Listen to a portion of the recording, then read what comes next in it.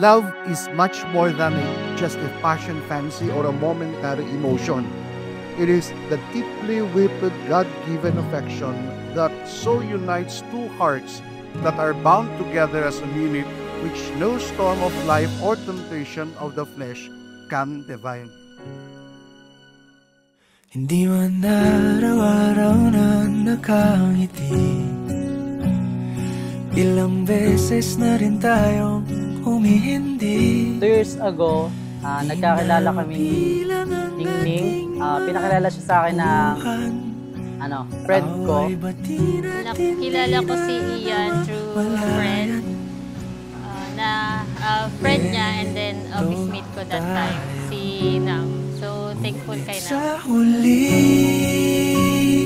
palagi 2 months yata yun babalik pa rin sa na magkaibigan kami. Nag-decide ako na ligawan siya. So yun, after nun, naging kami at mas lumalim ang pagmamahalan namin. maging sa'yo, ulit-ulit. Ang nagustuhan ko sa kanya is Nais kong malaman mo, mabait siya, napaka mapagmahal na babae. Kahit na minsan mainitin ang ulo, pero normal yun eh, babae sila eh. Iintindihin natin yun. palagi kung balikan Tapos, siya, sobrang sweet. Lagi niya akong binibigyan ng flower. Yun yung mga yung mga nagustuhan ko sa kanya. Kahit hindi mo siya sabihan kasi siya, pag napaligiran ang kusang loob niya.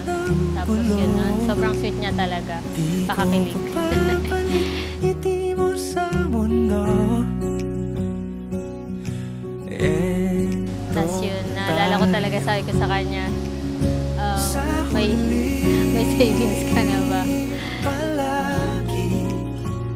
Tapos ayun, nagustuhan ko sa kanya kasi kaya niya i-handle yung ugali ko. Tapos, lalo na pag tumutugtog siya sa church, kasi pumupunta kang sa church nila, yun, nakaka-inlove pag tumutugtog siya, para siyang kinikinang-kinang.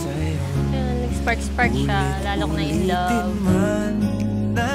Gusto kong sabihin sa kanya na sana huwag siyang magbago sa pagiging maalalahanin niya, maalaga niya, na gusto niya lagi na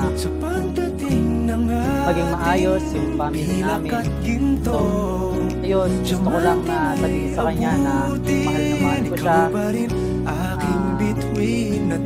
Gagawin ko ang lahat para sa pamilya natin. Tapos, para sa anak namin. Para sa future nating dalawa. Yun lang. Salamat talaga kay God kasi ikaw yung binigay niya sa akin. Sobrang blessed ko talaga sa'yo.